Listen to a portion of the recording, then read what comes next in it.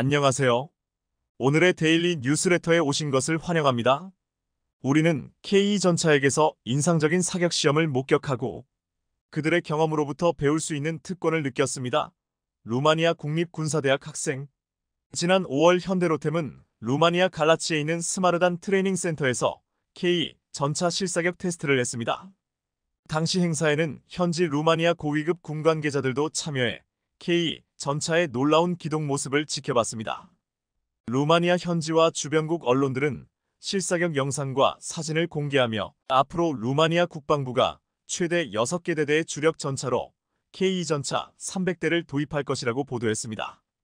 또한 일부 언론은 K전차를 보급하는 현대로템은 루마니아의 도로 및 철도망까지 현대화할 것이라고 했습니다. 루마니아의 개는 한국산 K전차는 루마니아군의 전력을 차원이 다르게 올려주는 놀라운 무기처럼 여겨졌습니다. 그런데 루마니아에서 시범 사격을 할 때 짙은 청색의 제복을 입고 나타난 젊은이들이 눈에 띄었습니다. 이들은 루마니아에서 100년의 역사를 자랑하는 슈테판 첼말의 국립군사대학 학생들이었습니다. 이 군사대학은 루마니아 전국 5개 군사대학 중 가장 가기 힘든 학교로 엘리트들만이 가는 학교로 알려져 있습니다. 스테판 군사대학 학생들은 K전차를 시험하는 현장에 와서 놀라운 현지 실사격 시험을 지켜보고 사격이 끝난 후 직접 K전차에 올라타서 신기하게 살펴보기도 했습니다. 이 중에는 여학생들도 많았는데 K를 직접 타보고 한바구음을 짓기도 했습니다. 여학생들은 K전차 앞에 줄지어서 사진을 찍기도 했습니다.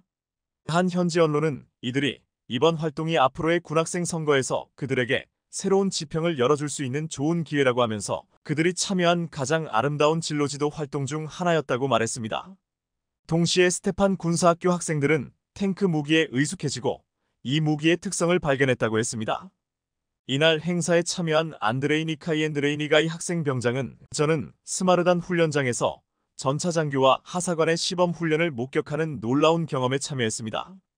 군사 장비를 취급하고 사용하는 전문가들의 기술과 전문성을 면밀히 관찰할 수 있는 특별한 기회였습니다.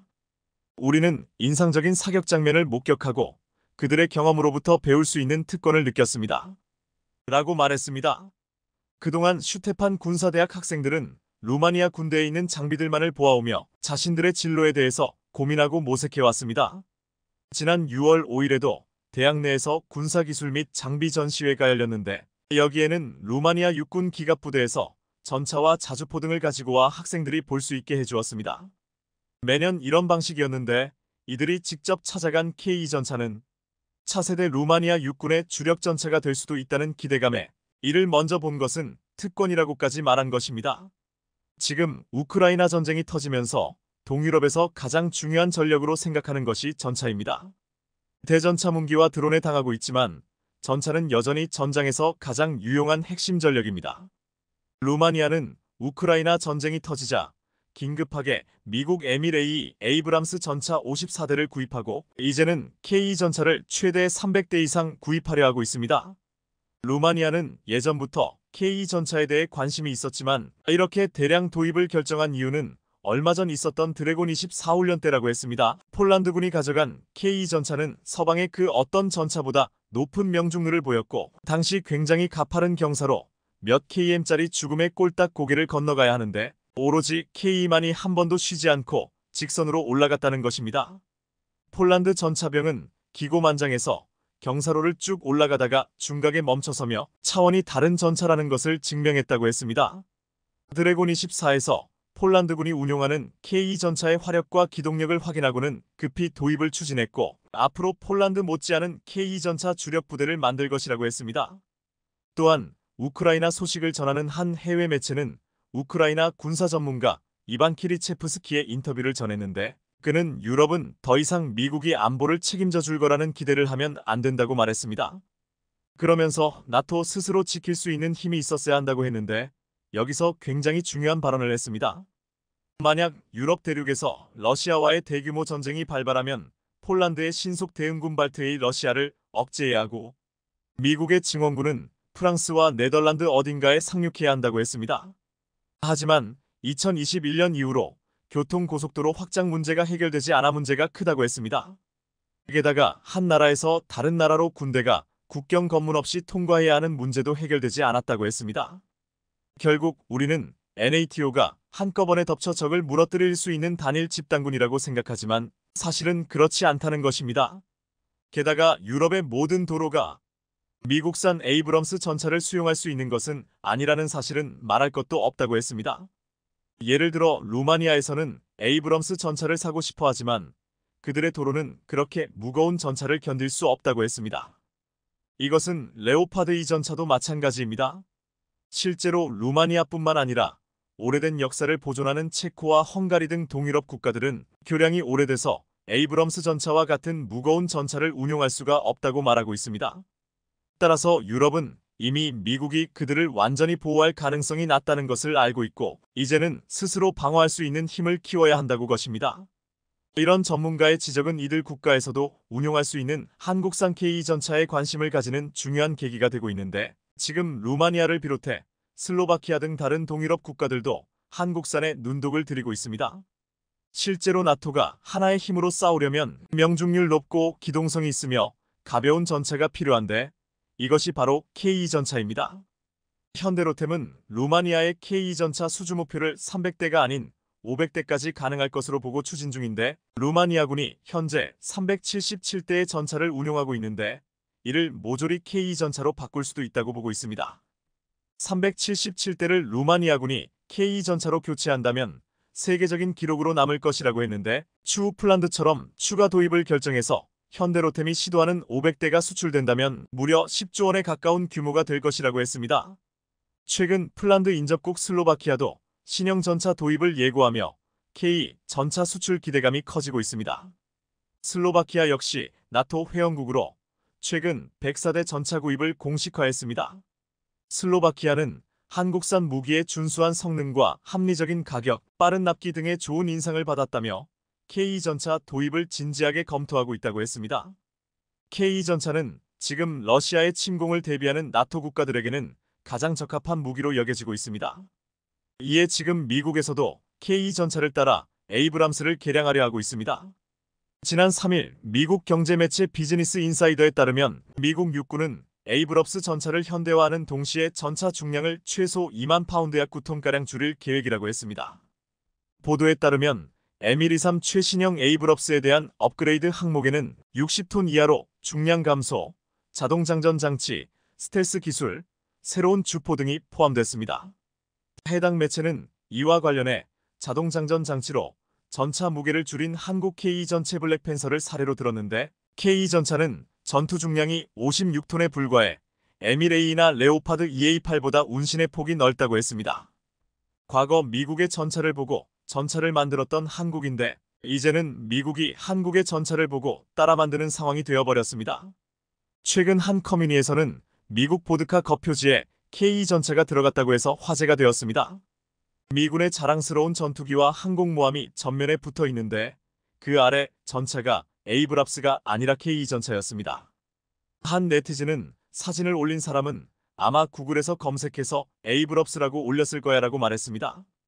하지만 다른 몇몇의 네티즌들은 이것이 미국 PX 군납 보드카라며 의도적인 게 아니냐고 의심했습니다. 그들은 여기에 미국의 비밀병기 한미동맹이라 이거야. 한미동맹 든든합니다라고 적었습니다. 실수일 가능성이 높지만 일부러 K 전차를 넣은 것일 수도 있다며 K 전차의 위상이 이 정도라는 것을 보여주는 게 아니냐는 의견도 있었습니다.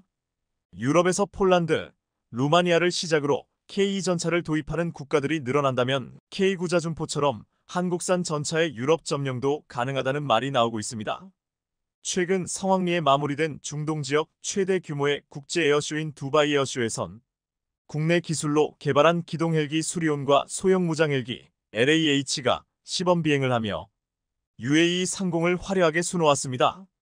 실제로 4일간 이어진 에어쇼 행사에서는 수리온과 LAH가 매일 1회씩 시범 비행을 하며 다양한 기동을 선보이는 등 현지인들을 비롯해 전 세계에서 모여든 방산업계 관계자들의 이목을 집중시켰습니다.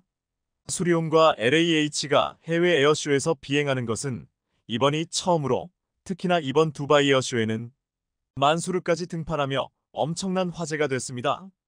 국내 방산업계 관계자들은 수리온과 LAH의 두바이 에어쇼 참가를 놓고 국산 헬기 수출이 변곡점이 될 거라고 평가하며 앞으로 국산 헬기도 T-50과 같은 수출 효자 상품이 될 수 있다고 봤는데요. 그런데 실제로 에어쇼가 폐막된 지 얼마 지나지 않아 UAE로부터 최종 협상 소식이 들려왔다는데 한국산 헬기 수리온의 UAE 대량 수출 신호탄이 쏘아 올려졌습니다. 올해로 전력화 10주년을 맞은 KAI의 수리온 헬기가 UAE에 올해 수출될지 관심이 쏠리고 있는 건데요. 만약 수출에 성공하게 된다면 T-50 고등 훈련기와 FA-50 경공격기에 이어 세 번째 국산 항공기 수출이자 첫 회전익 항공기 수출이라 벌써부터 방산업계가 온 신경을 곤두세우고 있습니다. 방산업계에 따르면 KAI는 지난 13일부터 17일까지 두바이에서 열린 두바이 에어쇼에서 UAE와 국산 헬기 KUH-1이 수출 협상에 돌입했습니다. UAE는 올해 말 계약 체결을 목표로 자국에 도입할 헬기를 찾고 있는 중인데 반면에 우리는 UAE가 중동 방산 수출의 허브 역할을 하고 있기에 UAE를 중동 시장에 촉매제로 삼고 항공기 수출을 본격화하고 있는 상황입니다. UAE가 구매를 고려하고 있는 정확한 규모까지 알려지진 않았지만 UAE는 해상 활동에 적합한 모델을 찾고 있는 것으로 전해집니다. 그런데 KAI는 수리온을 바탕으로 해병대에서 사용하기 위해 제작된 파생형 상륙기동 헬기 마린온도 보유하고 있어 UAE가 해상작전에 적합한 형태로 설계 변경을 요청해 올 경우 이를 충분히 변경할 수 있는 여력이 있는 상황입니다. 이런 이유로 UAE 방위산업부는 이번 두바이 에어쇼에 참가한 수리온 헬기를 직접 살피며 헬기 도입에 적극적인 관심이 있는 것을 숨기지 않고 드러냈습니다. UAE 대변인도 KUH-1을 평가하고 있다며 UAE는 모든 장비에 대해 여러 단계의 테스트를 거친 뒤 완료되면 구매 결정을 내린다고 밝혔습니다. 때문에 두바이 에어쇼에 참가하기 위해 지난달 국내에서 분해돼 화물기로 운송된 수리온이 에어쇼를 마친 뒤 바로 한국으로 오지 않고 UAE 공군 기지에서 추가로 시험평가를 진행할 거라는 관측도 나오기도 했습니다. 수리온의 수출 기본형 KUH-1은 수리온의 개량형으로 수출국의 요구를 만족하기 위해 수송 임무와 공격 임무를 둘 다 맡을 수 있는 다목적 헬기로 제작된 것이 특징입니다.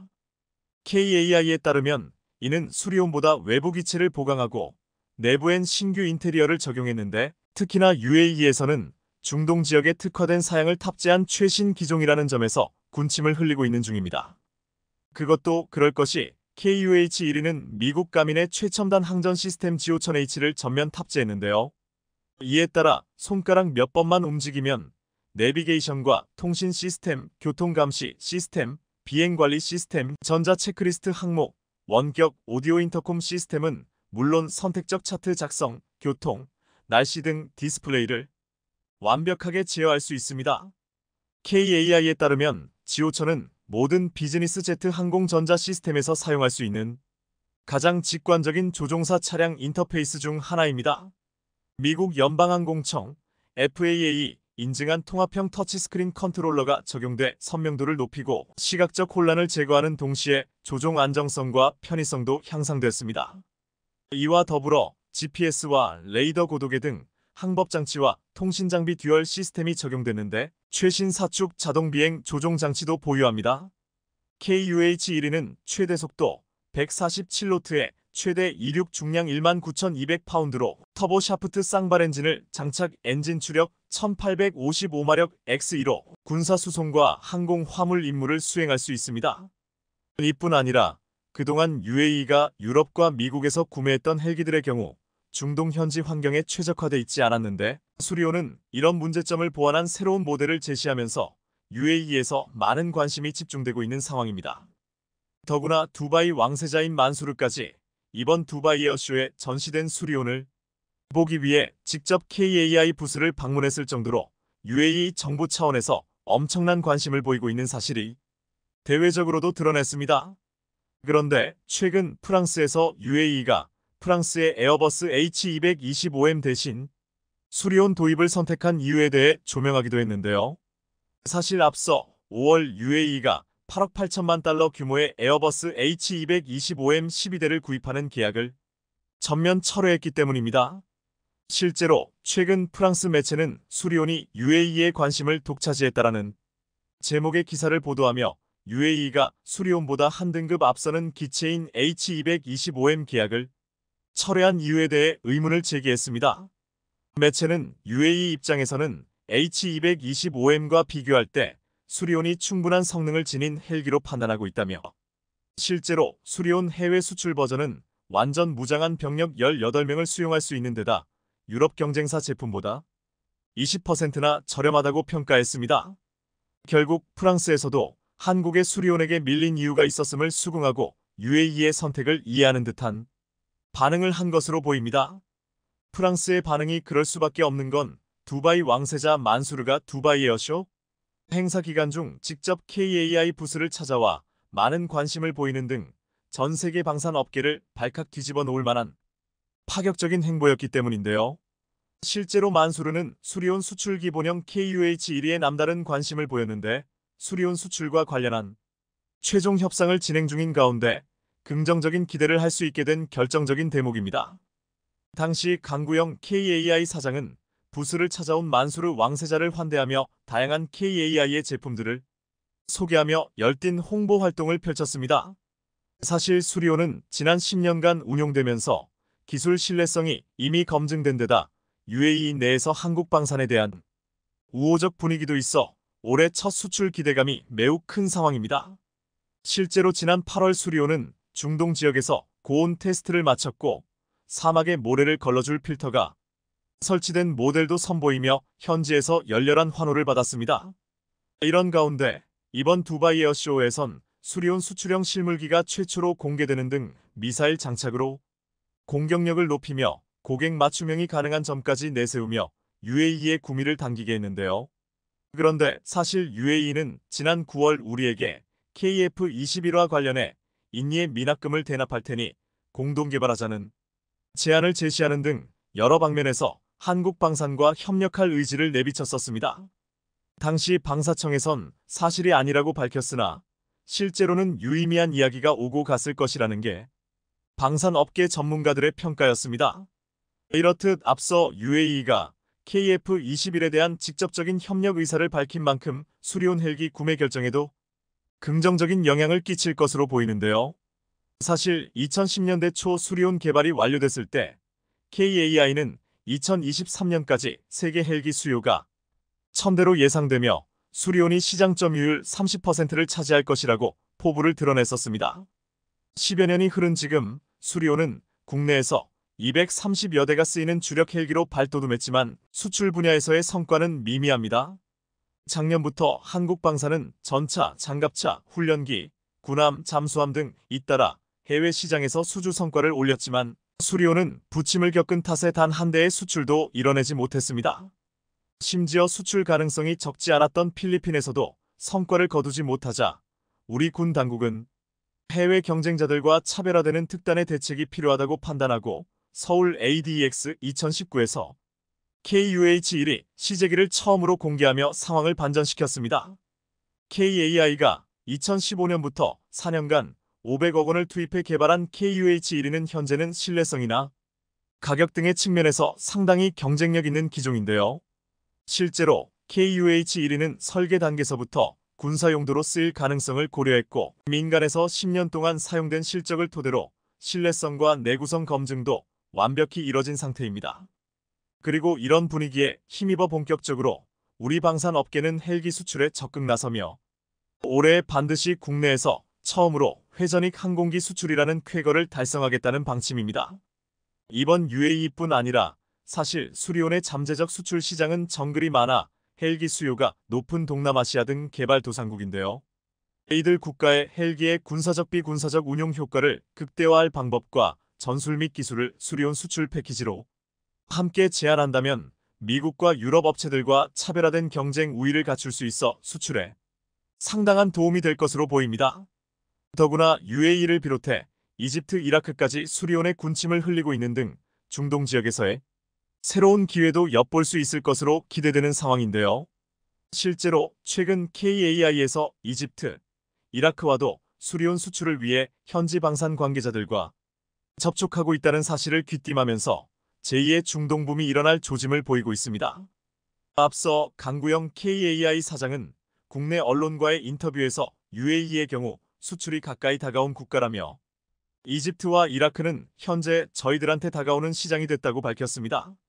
앞서 수리온이 중동 지역에서 고온 테스트를 통과한 데 이어 사막 모래를 걸러줄 필터가 설치된 새로운 모델을 선보이자 본격적으로 이집트와 이라크에서도 러브콜을 보내며 반응하고 있는 것 같은데요. 한국산 무기를 싹쓸이해간 폴란드에서 얼마 전 치러진 총선의 여파로 정권 교체가 유력해지면서 여당 반대 세력들이 한국산 방산을 향해 비난을 퍼부었었는데요.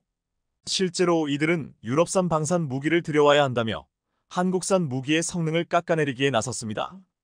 하지만 마리우시 부아슈차크 폴란드 국방장관이 FA50에 대한 성능 논란을 일축시키면서 이내 곧 반대 여론은 잠잠해졌습니다. 그런데 최근 이렇게 한국의 FA50을 비판하던 폴란드에서 수석 파일럿이 FA50을 현존 최강 스텔스기로 불리우는 미국 F-22 랩터를 훈련해서 격추시킨 FA50이 이번엔 폴란드에서 또 한 건 했습니다. 최근 폴란드 야당에서 FA50의 작전 능력이 낮다는 지적이 나왔던 사실이 민망해질 만큼 폴란드 공군을 뒤집어 놓은 일이 벌어진 건데요.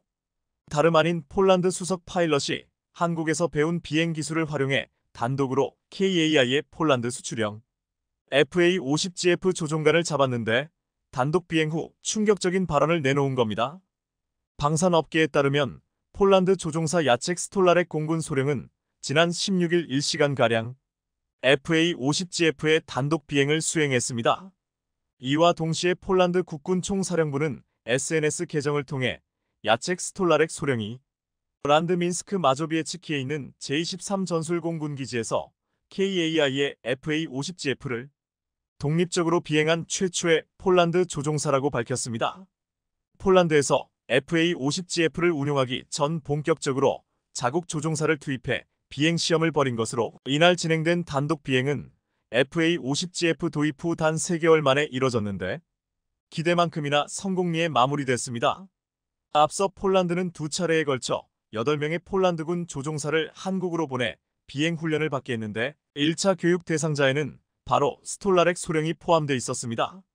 스톨라렉 소령을 비롯해 폴란드군 조종사들은 FA50과 재원이 유사한 국산 전술임문용 훈련기 TA50을 통해 수탁 교육을 받으며 T50 계열 항공기에 적응하기 위한 훈련을 진행했었는데요.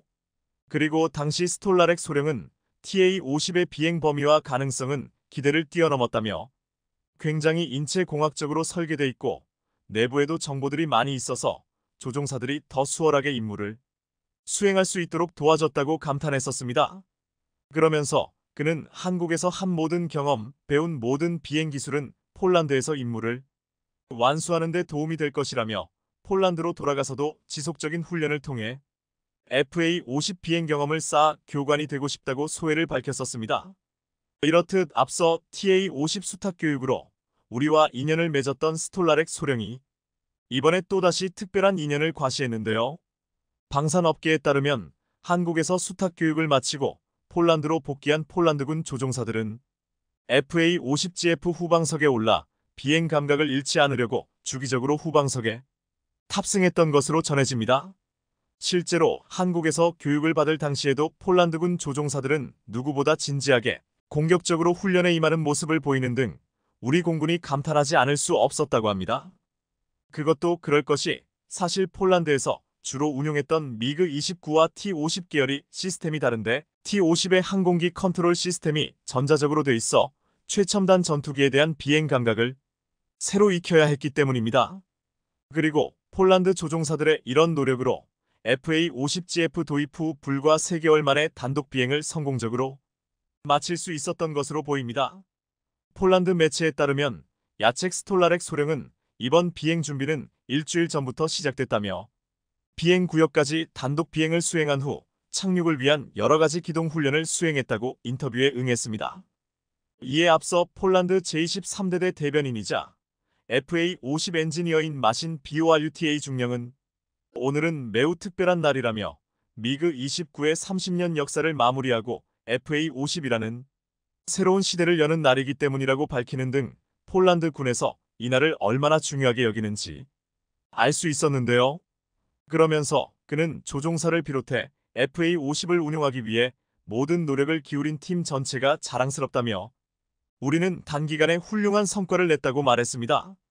폴란드 현지 매체에 따르면 이날 진행된 FA50 단독 비행은 앞서 9월에 폴란드로 인도된 6호기로 이뤄졌으며 1시간 동안 다양한 기동 비행을 선보이며 성공적으로 단독 비행을 마무리했습니다. 폴란드는 이달 초 FA50GF를 2기를 확보하면서 총 10기를 보유한 상태입니다. KAI는 작년 9월 폴란드와 FA50 48기 수출 계약을 체결하면서 연말까지 FA50GF 12기를 납품하고 나머지 36기는 폴란드 공군의 요구사항에 맞춰 성능을 개량한 FA50PL로 인도할 예정입니다. 이로써 KAI는 지난 7월 FA50GF 1호기를 폴란드에 인도한 지 불과 4개월 만에 계약 물량 12대 모두를 전달하게 됐는데 이와 동시에 이번엔 최초의 폴란드 조종사가 탄생하게 됐습니다.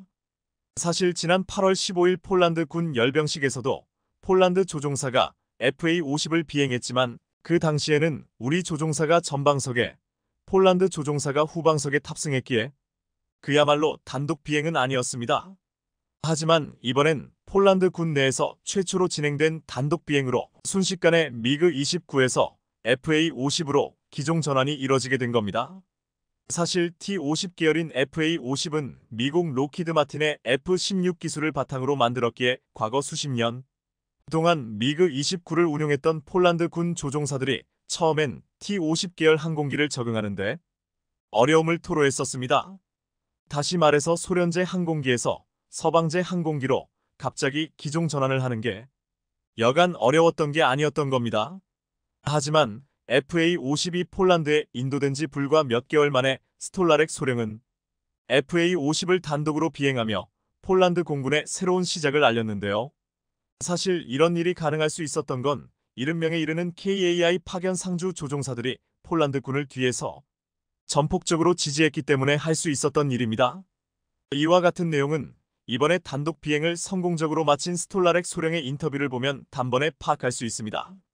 스톨라렉 소령은 1년에 이르는 교육기간 동안 고된 훈련이 있었다며 FA50에 탑승하게 된다는 걸 알게 됐고 그 뒤로부터 최초 비행기를 선택하고 성능 검증 작업에 돌입했다고 말했습니다. 그는 비행을 즉시 할 수 있도록 모든 준비를 마치는 게 목표였다며 이를 위해 비행을 위한 전 과정을 교육받았고 이는 비행 중에 반드시 수반돼야 하는 여러 절차들 중 하나였다고 밝혔습니다.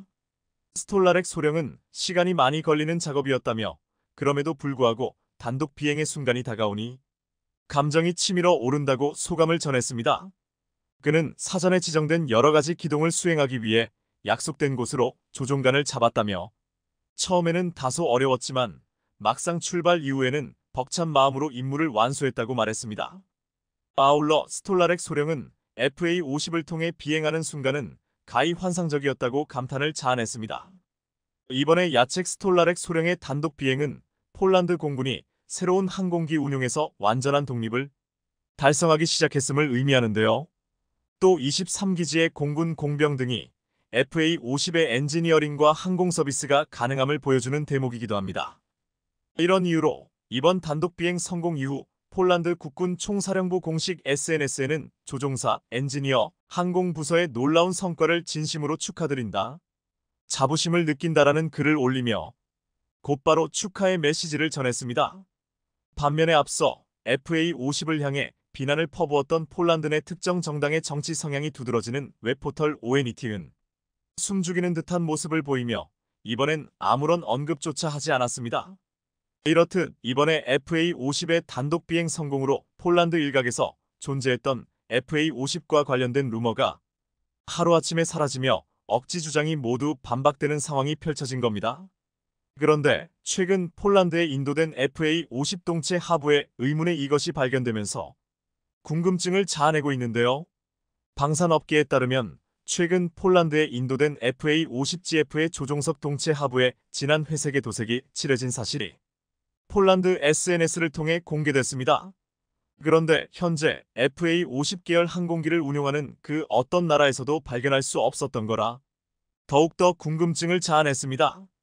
사실 이는 도그파이트 등 근접 공중전에서 적의 조종사를 기만하기 위해 동체 하부에 가짜 조종석 모양을 도색한 것으로 실제로 가짜 캐노피라고 불립니다.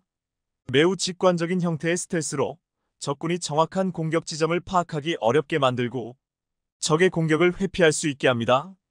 따라서 폴란드에서는 FA-50를 공중전 임무에 투입하는 걸 염두에 두고 있으며 이와 동시에 FA-52 훈련기 이상의 전투기에 버금가는 성능을 갖고 있다는 사실을 방증해주는 대목이기도 합니다. 이런 가운데 최근 KAI가 폴란드와 한국형 초음속 전투기 KF-21 보람의 수출 협상에 나선다는 소식이 전해지면서 방산업계가 들썩이고 있는데요. 실제로 그동안 폴란드는 KF-21 사업 참여 의향을 꾸준히 보여왔는데 이번에 그 물꼬를 트는 것 아니냐는 관측이 제기되고 있습니다. 방산업계에 따르면 김재홍 KAI 부사장은 지난 16일 폴란드 군사 전문지 디펜스24와의 인터뷰에서 KF-21의 전망에 대해 폴란드와의 다양한 협력 모델에 열려 있다며 분위기를 띄웠습니다. 김재홍 부사장은 폴란드가 프로그램에 참여하기를 원하는지, 일부 요소를 생산하기를 원하는지, 전투기 구입만 원하는지에 따라 사업 협력 규모가 달라진다며 KF-21 사업에 대해 폴란드 공군으로부터 이미 예비 정보를 받았다고 밝혔습니다. 실제로 폴란드는 분담금을 체납하고 있는 인니의 지분을 인수하고 2026년 시작되는 KF-21 블록이 개발 사업부터 참여하길 바라는 것으로 알려졌는데요. 지난 4월 폴란드 최대 국영 방산업체인 PGG는 방한 때 KF-21 사업에 참여하고 싶다는 의사를 한국 측에 공식 전달하기도 했었습니다. 이렇듯 인니 분담금 문제는 폴란드에서 해결해 줄 것으로 보이는데요. 그동안 우리와 꾸준한 신뢰를 쌓아온 폴란드가 정말로 새로운 협력 파트너가 될지 관심 있게 지켜보겠습니다. TSMC의 2위 고객 AMD가 삼성전자와 손을 잡았다.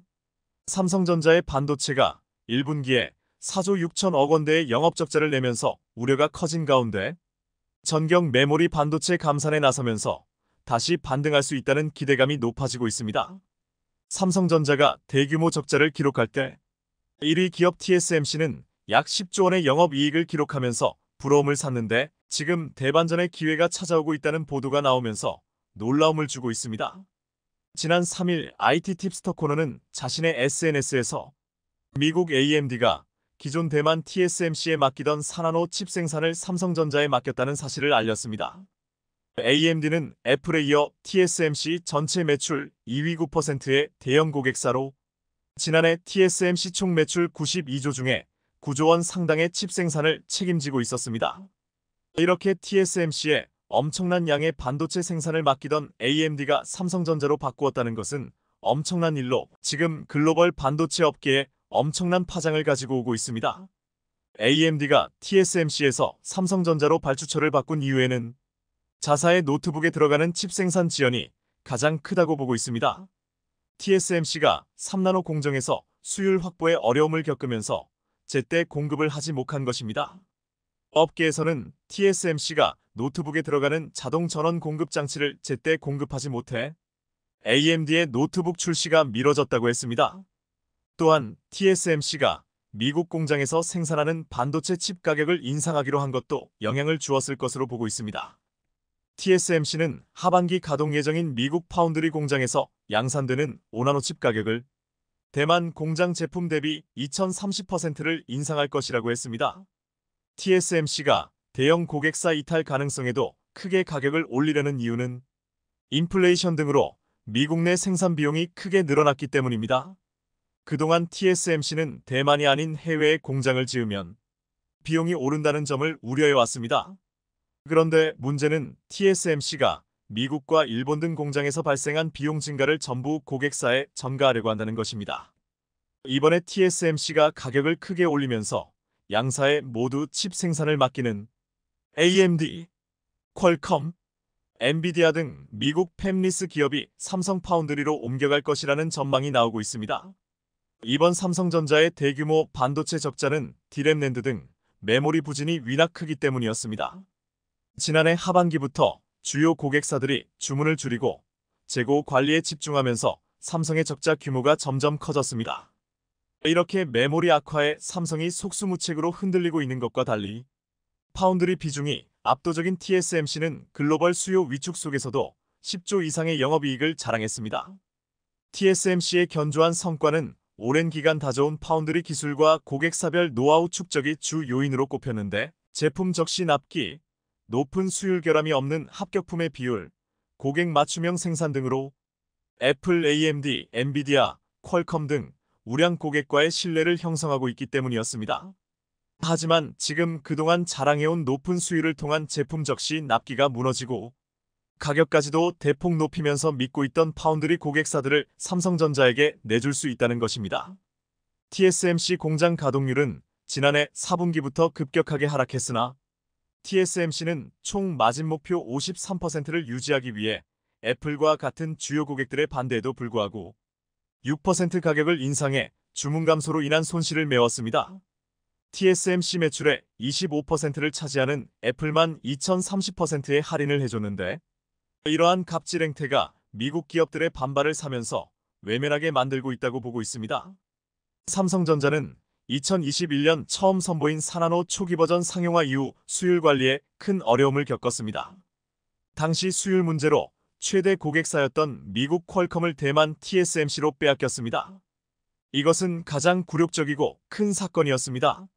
하지만 올해 들어 4나노의 수율이 정상 궤도에 진입하면서 TSMC와 비슷해졌고, 일부에서는 TSMC를 상당 부분 따라잡았다는 분석을 내놓고 있습니다.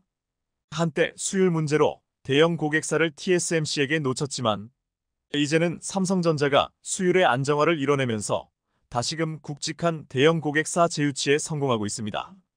삼성전자는 업계 1위인 TSMC가 높은 마진율을 고집하며 가격을 인상하는 사이 오히려 가격 인하를 통해서 점유율 확대에 나설 것이라는 전망까지 나오고 있습니다.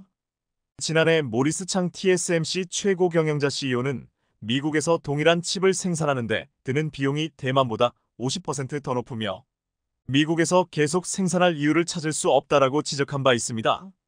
그는 미국이 왜 그렇게 많은 반도체 제조 시설을 생산이 효율적인 아시아 지역에서 미국으로 옮기려 하는지 이해할 수 없다고 말했습니다. TSMC의 CEO가 노골적으로 미국에 공장을 짓고 싶지 않다는 의사를 밝힌 것인데, 하지만 반도체 공장을 자국에 유치하려는 미국의 정책으로 인해 어쩔 수 없이 미국 시장을 위해 대규모 투자를 할 수밖에 없었을 것이라고 했습니다. 삼성전자 또한 미국의 반도체 공장을 지으면서 인플레이션으로 인해 보조금보다도 추가 비용이 더 많이 든다고 했습니다. 그런데 미국에서 공장을 지으면서 삼성전자와 TSMC의 상황이 전혀 달라질 것으로 보고 있습니다. 미국 공장에서 생산하면 생산 단가가 TSMC는 대만보다 50% 더 높다고 했지만 한국보다는 29%가 더 높아질 것으로 예상되고 있습니다. 그동안 TSMC는 대만 내에서 공장은 운용하며 높은 마진율을 유지해왔는데, 그 이유 중 하나는 저렴한 인건비에 있었습니다. 대만의 중견기업 신입의 월급이 평균 160만 원 정도라고 했는데, 경력직이 되어도 동급연차 한국보다 40% 정도가 월급이 적다고 했습니다. 그럼에도 국토 대부분이 산악지대라서 집값이 한국보다 더 비싸고 서비라 공공요금도 비싼 편입니다. 대만은 세계 1위의 반도체 기업을 가지고 있지만 이들의 임금은 형편없었기에 많은 이들이 해외로 나갈 생각을 하고 있으며 지금 인력 유출을 겪을 수밖에 없을 것이라고 했습니다. 중요한 것은 미국 공장으로 생산시설을 이전하면서 더 이상 인건비 절약을 통한 높은 마진율을 유지할 수 없게 된다는 것이었습니다. 그러면서 TSMC는 미국 공장의 생산 단가 증가를 미국 고객사들에게 전가하면서 분노를 사고 있습니다. 미국 공장의 인플레로 공장 건설비가 늘어나며 생산 단가도 높아질 거로 예상되면서 TSMC는 물론 삼성전자도 투자 재검토에 대한 이야기까지 나오고 있습니다. 그런데 삼성과 TSMC의 상황은 전혀 다르다고 했습니다. TSMC의 발목을 잡는 것이 중국의 대만 침공 가능성에 대한 지정학적 리스크입니다. 미국이 5나노 이하 첨단 반도체는 모두 대만에 의존하고 있기 때문에 유사시 중국이 대만의 TSMC 반도체 공장을 파괴하면 미국도 반도체 원시 시대로 돌아가게 된다고 말하고 있습니다. 이 때문에 미국은 TSMC 공장을 미국 내로 유치하려 하고 혈안이 되어 있는 것인데, TSMC는 그렇다면 돈은 미국 기업들이 내라는 식이 되고 있는 것입니다. 이런 가운데 한국이 용인에 세계 최대 규모의 반도체 클러스터를 조성하겠다는 발표가 업계의 주목을 받고 있습니다. TSMC는 지정학적 리스크로 인하여 미국이 자국 내 생산 시설을 반드시 유치하려 하지만 한국은 대만 TSMC와는 다른 상황입니다. 삼성전자는 향후 20년간 300조 원의 투자 계획을 밝히면서 굳이 비싼 건설비 인건비, 인력 공급 문제 등을 감수하면서 미국 투자에 나설 이유가 줄어들었다고 했습니다. 삼성전자는 앞으로 20년간 텍사스주에 250조 원을 투자해 반도체 공장 11개를 짓겠다는 중장기 계획을 지난해 주 정부에 제출한 바 있습니다. 하지만 국내 업계에서는 국내 반도체 투자 여건이 개선되고 있어 기존에 세워뒀던 미국 투자 계획을 재검토해볼 여지가 충분한 상황이라고 전망하고 있습니다. 지금 해외 주요 반도체 장비 회사들이 한국의 연구소를 비롯한 생산 지원 시설을 잇따라 세우고 있습니다. 네덜란드 노광장비 기업 ASML의 모태가 된 회사 ASM은 원자층 증착장비 세계 1위로 지난 2일 경기 화성시 동탄에 제조혁신센터 기공식을 열기도 했습니다. ASML 역시 동탄에 1,500명을 수용할 수 있는 반도체 시설을 짓고 있고 매출 기준 세계 1위 반도체 장비 회사 미국 어플라이드 머티어리얼즈도 경기도에 연구소를 짓겠다고 했습니다. 미국 어플라이드 머티어리얼즈는 경기도 연구소는 어플라이드 머티어리얼즈가 해외에 짓는 첫 번째 전공정 설비 연구소라며 대만에도 없고 당분간 그곳에 지을 계획도 없다라고 강조해 말하기도 했습니다. 대만과 비교해 말하며 그만큼 한국에 짓는 연구소에 대한 의미를 크게 부여했습니다. 대만 TSMC가 지난해 말 양산을 시작한 3나노 파운드리 수율이 낮아 애플 주문 대응에 큰 어려움을 겪고 있는데 반면 삼성전자는 3나노 공정에서 TSMC의 우위를 점하고 있다고 했습니다. TSMC는 애플에게도 높은 가격을 책정해 3나노 공정을 하고 있는데 만약 앞으로 TSMC가 시스템 반도체 수율 향상과 생산 물량 확대에 빠르게 성과를 내지 못한다면 삼성전자가 애플은 물론 3나노 공정으로 해당 공정 도입을 고려하는 잠재적 고객사를 확보할 기회를 잡을 수 있을 것으로 전망하고 있습니다. 시청해주셔서 감사합니다.